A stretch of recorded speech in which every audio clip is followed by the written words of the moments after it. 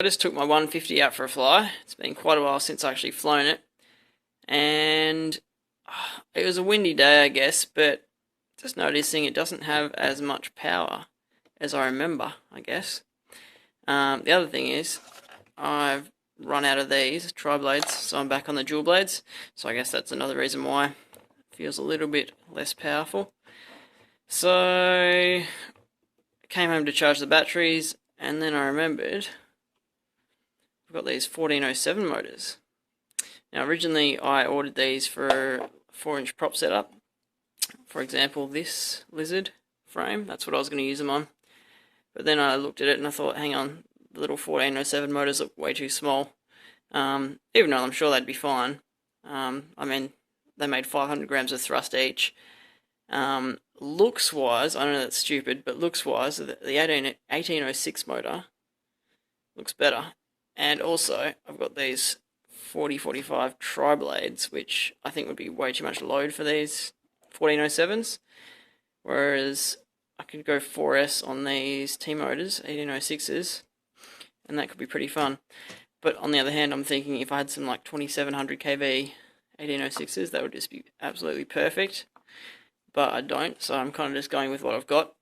Anyway, I don't even know if I'll finish that, to be honest. I haven't got any. I've got some ESCs, but I haven't got any. I haven't got a receiver, nays and stuff. Anyway, that's another project. But tonight, what I'm going to do is I'm going to put these 1407 motors on this little guy. So, if we come to the thrust test that I did myself, you can see that this is the power I was getting on the props that I've got at the moment, the HQ 3030s, 227 grams of static thrust. And if I go into these other motors, 310 grams of thrust, so that's pretty sweet.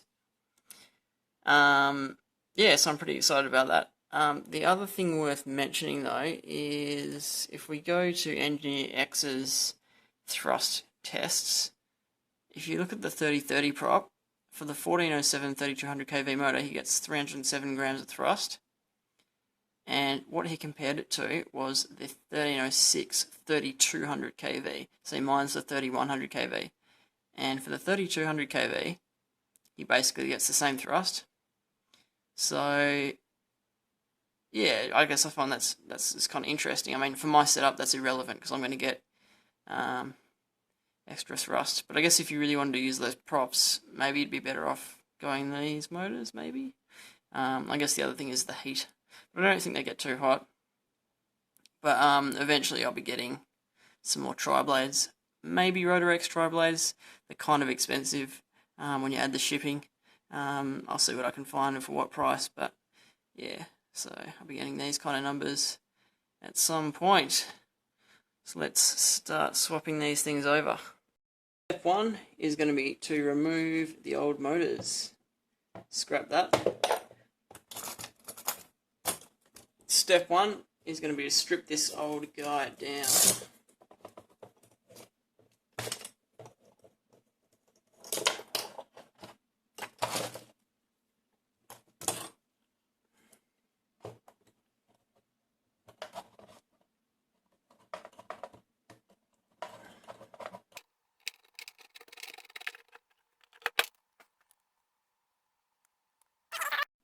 Right, now that's done, the next step is going to be to take the motors off.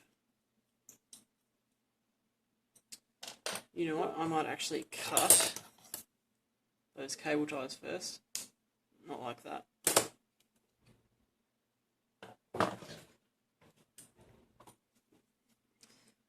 Because I'm going to have to reheat shrink, I think, and yeah, I'm going to have to reheat shrink when I put the new motors on. Okay. I feel like maybe a step-by-step guide on how to take a motor off an arm isn't really necessary, but that's what I'm showing you. Right, this is probably noteworthy. As you can see here, the wires from the motor to the ESC are very short. In fact, they are shorter than you can actually really use with the stock motor. And what I mean by that is you have to cut this heat shrink off. So what I do is slice. Unfortunately, this blade's a little bit dull. Oh. Slice up through there. There we go. So I take that heat shrink off, but now that actually leaves this a little bit weak. Basically because the wires they attach to the windings, and yeah. So what I do now, sorry guys, I'm just trying to make sure I've got the motor in shot while I'm trying to do this. You see, that's why I'm a bit slow. But basically what I'm doing is putting a dab of hot glue there. So I want a decent dab, but I want it to be kind of flush, and I don't want to go into the motor windings, so it's a little bit tricky. That's probably good enough. Basically, it just needs to hold the wires there while I cut them, strip them, solder them to the ESCs, and then, you know, it'll be all cable tied and bolted, so it won't be so bad.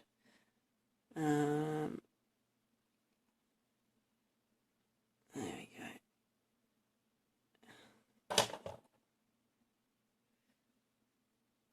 Yeah, and I know this looks kind of messy, but as I say, I want it to be pretty flush so I can bolt the motor down properly. And it certainly does work. Anyway, so then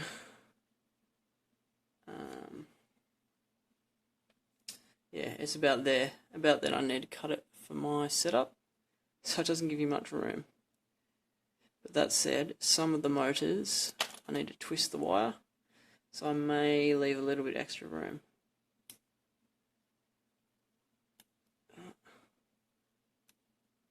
Kinda just strip with the extra heat shrink there. There we go.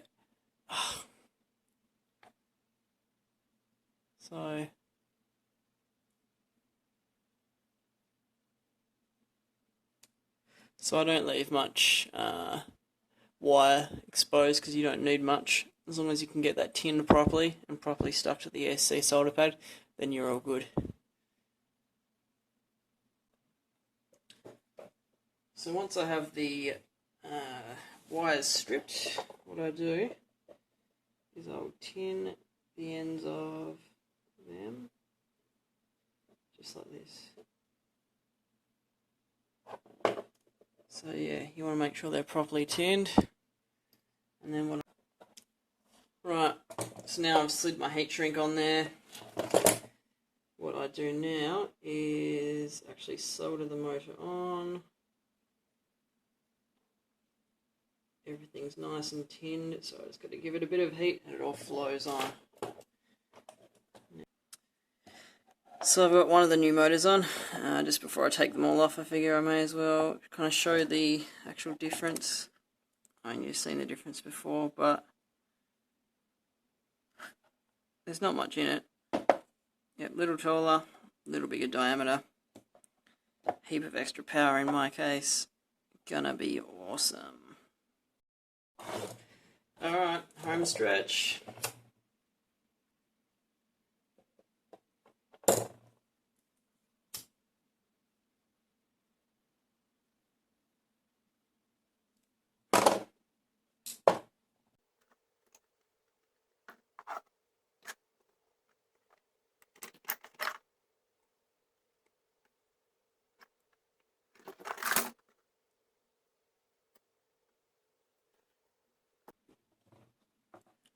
Alright, motor's installed. Now it's time to put these props back on. And then I can give it a test hover.